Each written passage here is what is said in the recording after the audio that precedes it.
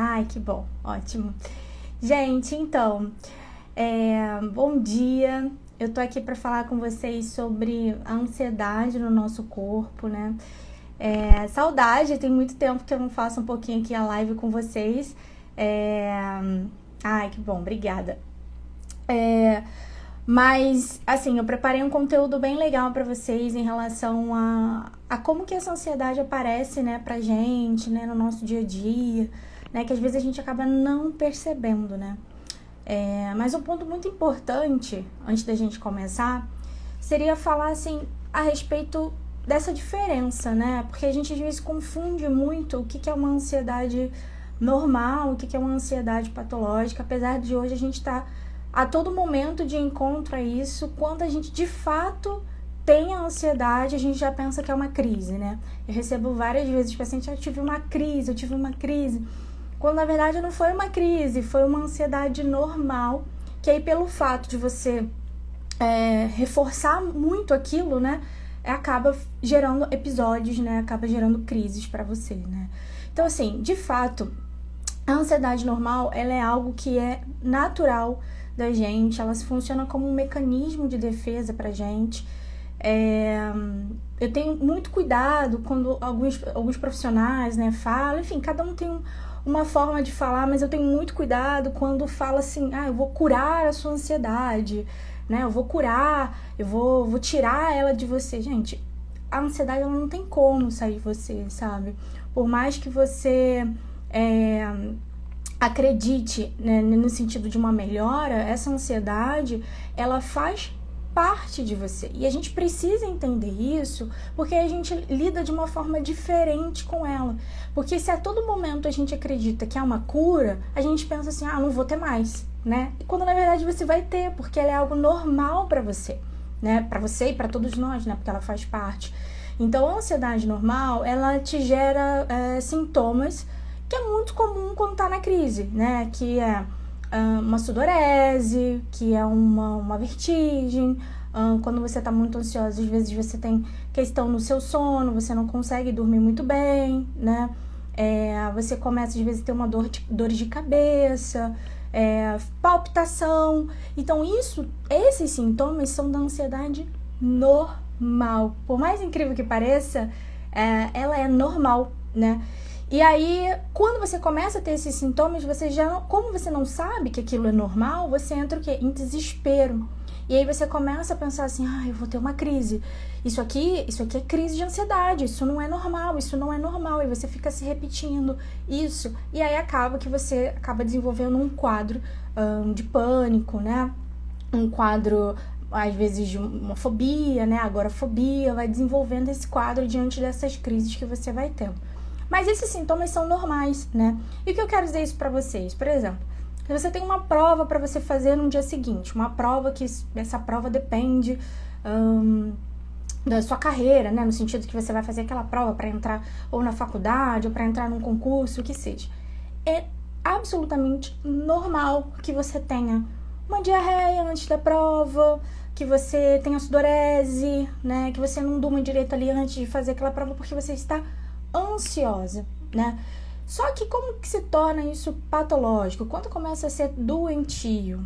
Quando você simplesmente não vai fazer a prova, quando você trava, quando esses sentimentos começam a te fazer parar, começa a te dar medo de ir para certos lugares, começa a te dar angústia, começa você a deixar de fazer coisas no seu dia a dia por causa desses sintomas, né?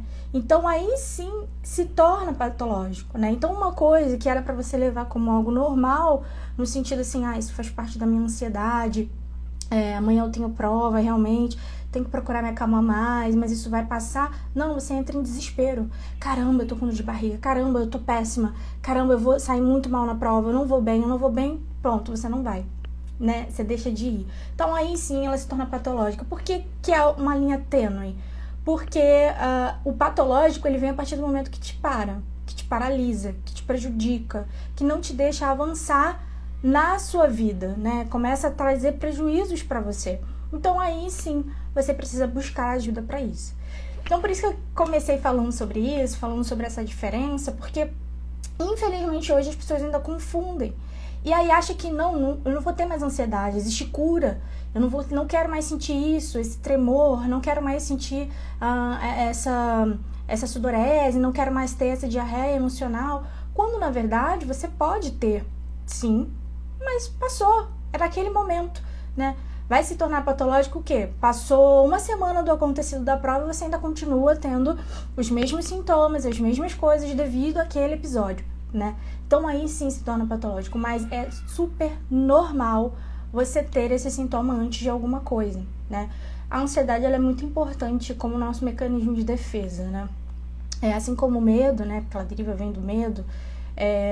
Quando alguém fala assim pra você, eu vou te curar da fobia, vou te curar desse medo, né? Na verdade, você não cura o medo, você cura a fobia que a pessoa tem, porque já é já é algo disfuncional, né? Então, ela tem um medo, mas ela tá algo desproporcional, né? Então, eu sempre dou o exemplo do cachorro, né? Então, assim, você vê um pitbull, por mais que a gente saiba hoje que o pitbull tem muito pitbull que é manso, né? Tranquilo, mas na sua cabeça, devido a várias reportagens, devido a várias coisas que você já viu, você já coloca lá o pitbull como algo ameaçador.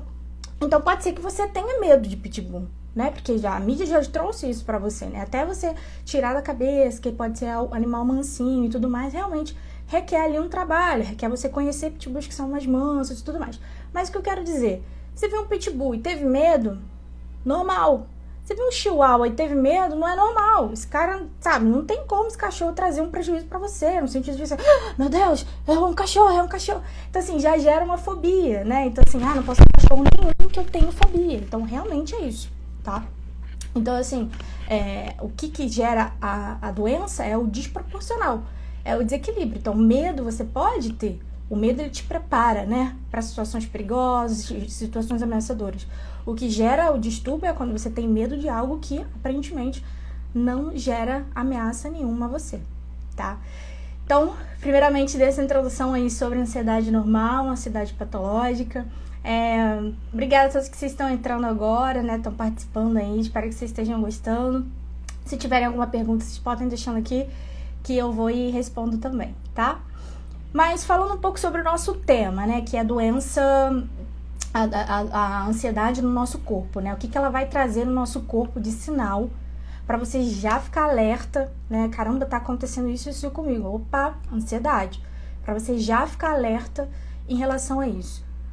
Bom, existem essas comuns que eu falei para vocês, que são as que mais tem no consultório, que mais aparece, que é em relação à sudorese, em relação à palpitação no peito, a transpiração em excesso, a tensão muscular, a tontura, a náusea, a vertigem, né? Isso é o que é mais comum e as pessoas aparecem, né? Psíquico também, né? Então, uma sensação, muita gente chega com a sensação de eu não sou mais o mesmo, né? Eu me sinto perdida, eu não sei para onde ir, eu não sei o que eu faço da minha vida, né? Então, a ansiedade, ela tem isso como padrão, né? Isso já é algo que tá caracterizado como sintomas de ansiedade. Mas tem outras coisas que também aparecem no nosso corpo e a gente não dá tanta importância, né? Como, por exemplo, coisas que vocês nem deveriam imaginar que não vão ver agora. Acne, queda de cabelo. Exatamente. Acne, queda de cabelo. Às vezes a gente pensa assim, nossa, tá caindo muito cabelo, tem algo acontecendo comigo. Obviamente você pensa logo numa doença mais grave. E aí você começa a investigar, começa a ir nos médicos, né, a fazer teste, tomar remédio e tudo mais. Aí passa o tempo, você vê que continua tendo a queda de cabelo. Acne, tem pessoas que têm muita acne. A acne prolifera, porque o que acontece, né? A ansiedade, toda vez que você tá num estágio de ansiedade, você tá num nível de estresse muito alto, né?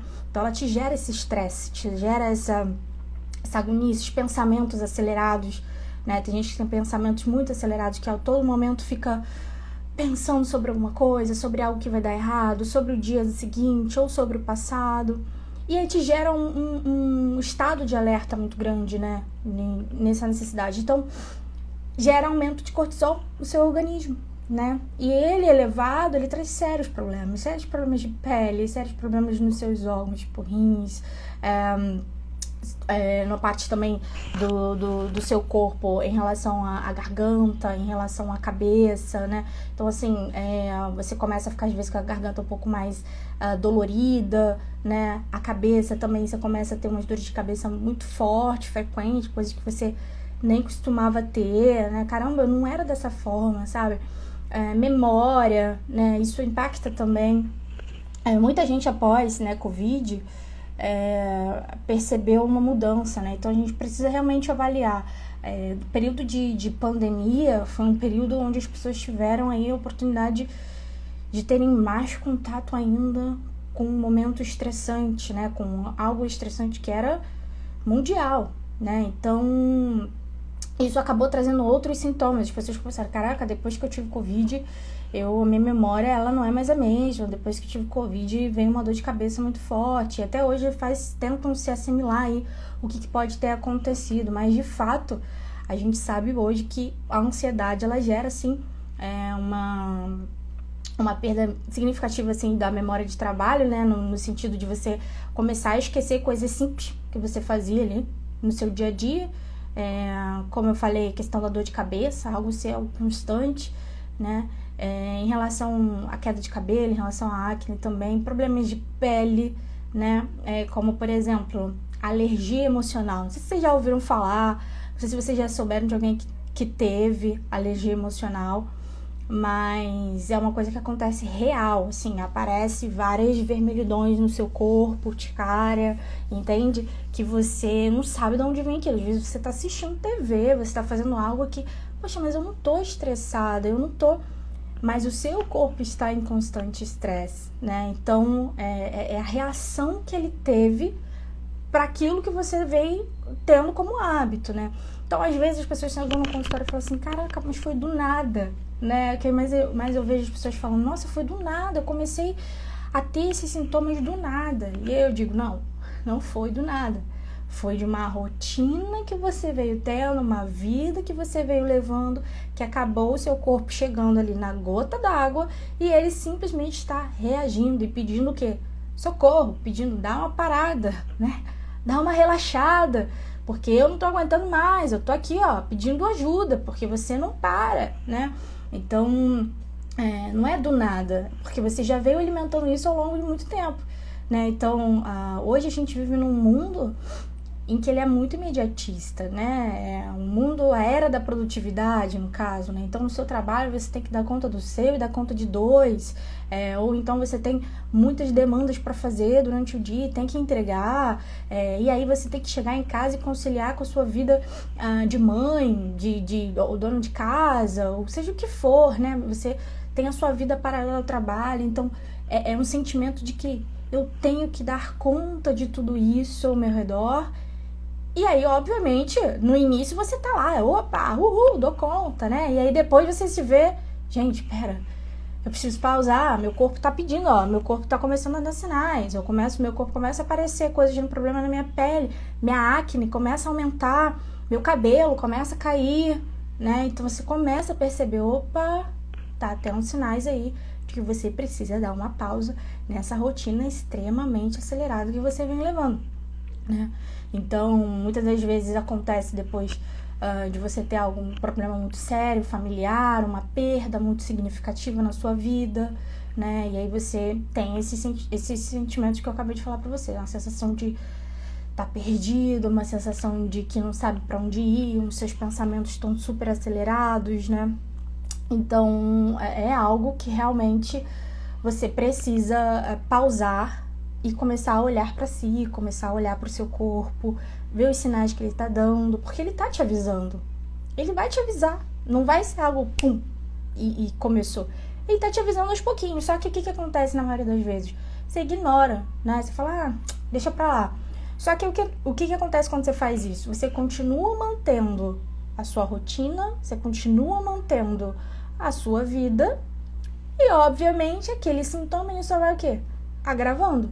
Então, antes, se você começou ali com uma queda de cabelo e você não ligou, aí começa a aparecer as acne, sua pele começa a ficar mais oleosa, seu corpo começa a ficar aparecendo coisas no seu corpo com esses problemas de pele, né?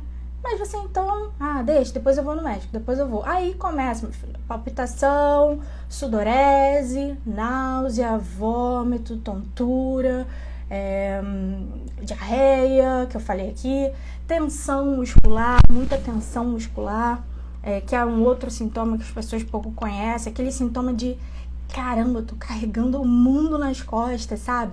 Você mexe assim com os ombros, você parece que você tá carregando ali um peso constante, e quando na verdade você não fez nem exercício físico, né? Pra pensar assim, caraca, eu tô toda dolorida, tô sentindo aqui tudo doendo, sabe? Só que na verdade você não fez nada físico. Aí você começa a estranhar, poxa, mas por que eu tô desse jeito? É a ansiedade, ela tá te dando essa tensão nos seus músculos, né? Seu corpo, seu pescoço aqui começa a doer, por mais que você alongue, tem aquela sensação ainda de peso. Então isso também faz parte dos sintomas de ansiedade. Coisas que as pessoas quase não percebem também, né? Compulsão alimentar. Isso é uma coisa que acontece muito e as pessoas não percebem. Elas só percebem quando tá tendo esses sintomas mais claros, que nem eu falei pra vocês agora. A compulsão alimentar é o seguinte: toda vez que você come muito açúcar e carboidrato, te dá uma sensação de quê? De prazer, né? Então, quando você tá ansiosa, você tá nervosa, você quer acabar com aquilo de alguma forma. E aí você começa a fazer o quê? Comer açúcar, comer carboidrato, começa a comer.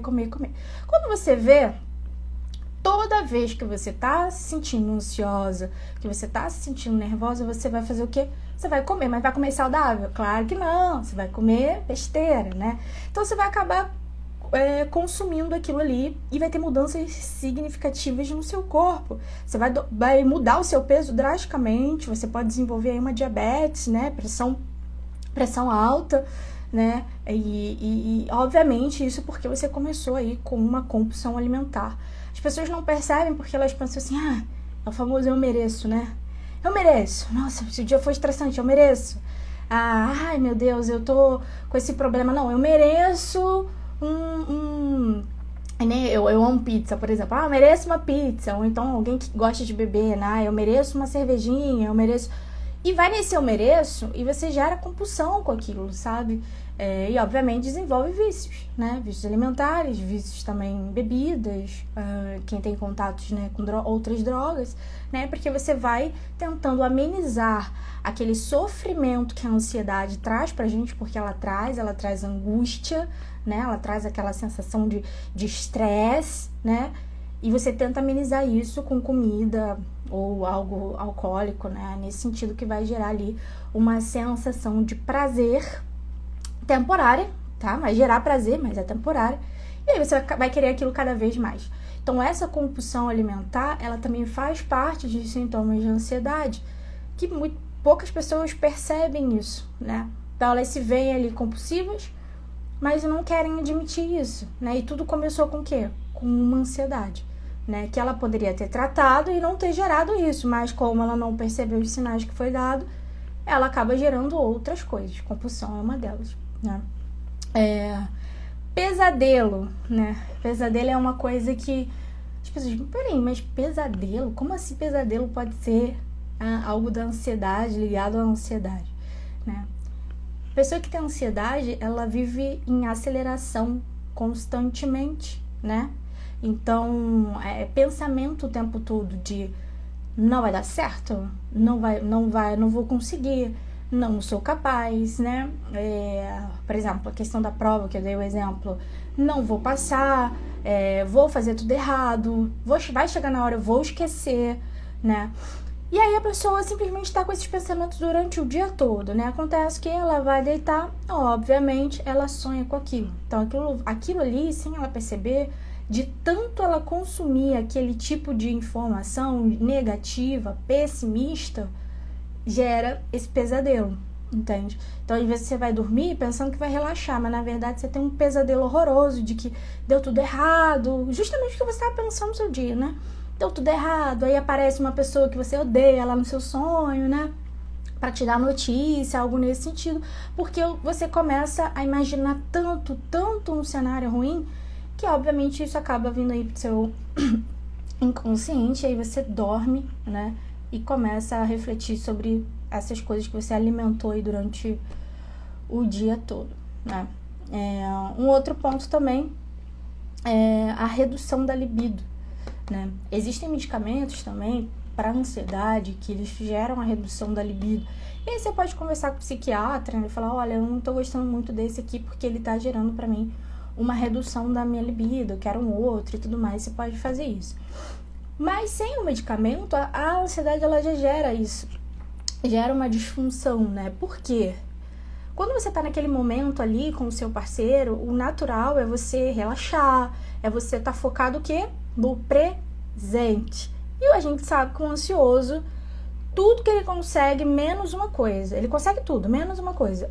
Focar no presente. Então, ele pensa em tudo de ruim que pode acontecer, tudo de ruim que já aconteceu, menos no presente. Então, a relação sexual é algo do presente. Então, se você não consegue focar no presente, se você não consegue estar ali inteira, obviamente você vai ter problemas, né?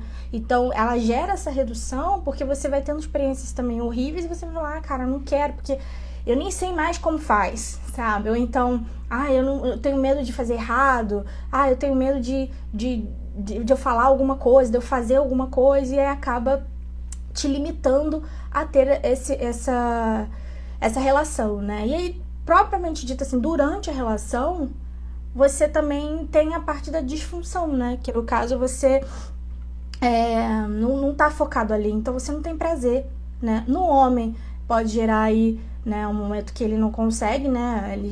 Que a gente conhece aí de broxar e tudo mais, e a mulher, no caso, ela simplesmente não tem nenhum tipo de orgasmo, ela não tem sensação de prazer. Então tem as duas formas, entende?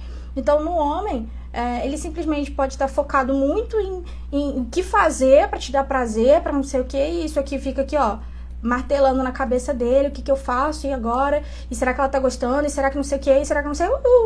Dá ruim, né? E a mulher a mesma coisa. Então, assim, ela fica pensando ali em tudo que pode fazer, se tá certo, se tá errado, se o outro tá gostando, se não tá, e ela não consegue sentir. Ela não consegue estar naquele momento presente, sabe? Então, ambos precisam ter essa desconexão, no sentido dos pensamentos acelerados, e focar no presente, focar no momento dos dois, sabe? E é algo muito difícil, que geralmente, assim, eles precisam tratar realmente fazendo uma terapia de casal, quando é no caso dos dois, ou se for um dos dois, fazendo terapia mesmo, porque aí tá em crenças, né, que a pessoa tá ali acreditando, algo que ela não acha, por exemplo, que dá conta, ou que é suficiente, ou, por exemplo, a ansiedade, ela trabalha muito na parte de baixa autoestima, né, então a pessoa que tem baixa autoestima, a vida sexual dela dificilmente é ativa, porque ela não se sente bonita, ela não se sente atraente, né? Então, por isso que diminui, sabe? Então, tem tudo isso envolvido. Então, por isso que, geralmente, as pessoas que têm essa dificuldade em relação à libido, em relação à vida sexual ativa, elas procuram a terapia, porque são crenças que elas têm aqui dentro, né, da mente, nos pensamentos, em que elas só vão conseguir quebrar mediante a terapia, né? Bom, gente, eu dei vários sintomas aqui. Eu queria que vocês falassem se vocês já conheciam algum deles ou não. Depois vocês comentam aqui. Mas são sintomas muito... que assim, uns são comuns e outros quase ninguém fala, como a acne, como a alergia emocional, como a queda de cabelo, a memória, né? Essa dor pesada nos ombros, pesadelo, redução da libido. Então, muita gente não conhecia esses sintomas, acredito eu, porque é pouco falado realmente. O que é mais falado é a sudorese, a tontura, a palpitação no coração, né? A sensação de morte, de que vai morrer, né? Esse é o mais conhecido, né? E aí, pra finalizar, eu queria falar com vocês que, assim, sempre que tiver esses sinais, não deixe para procurar ajuda quando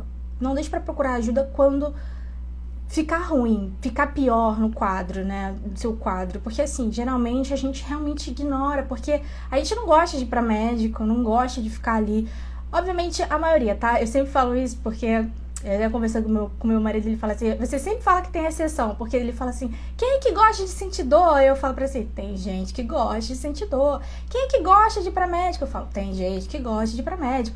Então, assim, tem vários tipos, né, de pessoas, mas assim, a sua grande maioria não gosta muito de ficar indo pra médico, de procurar, ficar fazendo diversos tipos de medicações, né, e tudo mais. Então, as pessoas evitam o máximo, né?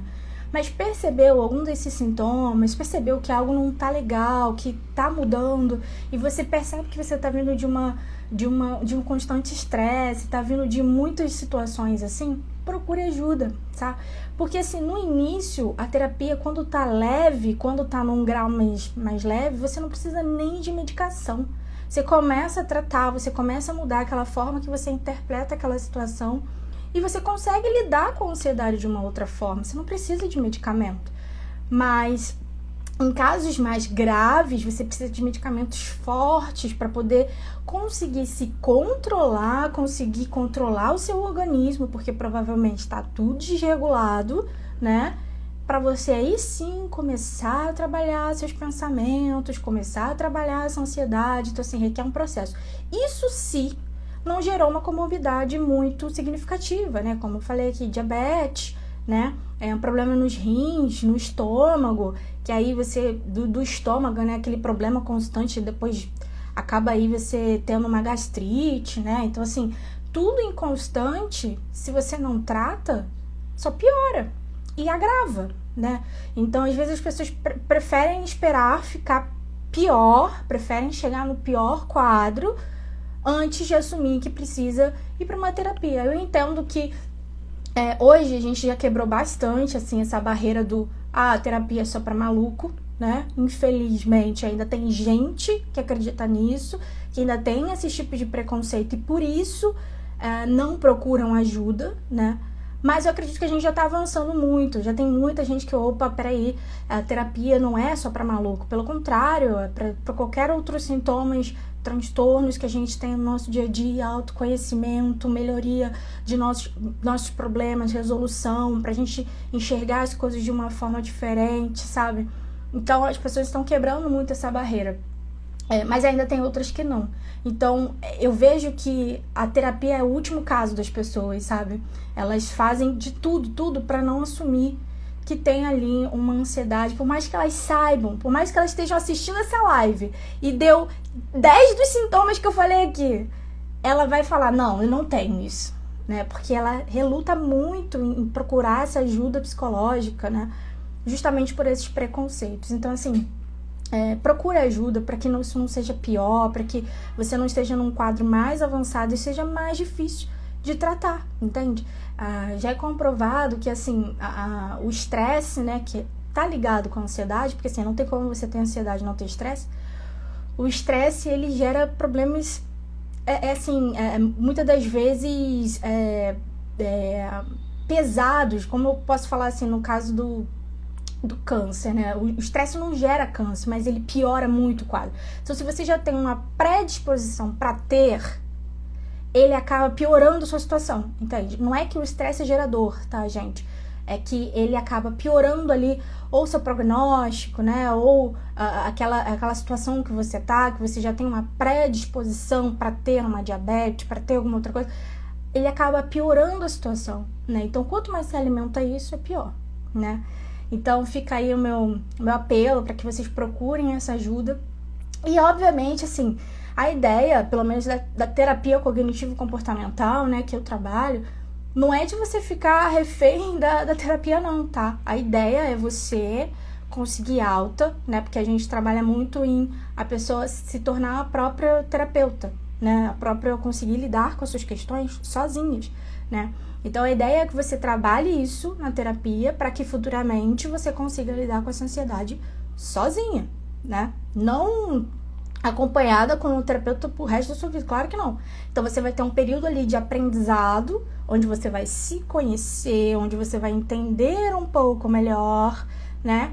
Para você se tratar e depois você vai conseguir saber os seus esquemas, quais foram as crenças, tudo que te levou até aquele quadro e que provavelmente pode voltar, mas você já opa, eu já sei como agir, eu já sei como sair desse cenário aqui, porque eu já saí antes, eu já consegui fazer isso.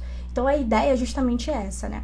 O que acontece muito hoje é que as pessoas falam assim, não, eu sei lidar com meus problemas, eu sempre soube fazer sozinho, eu sempre soube resolver.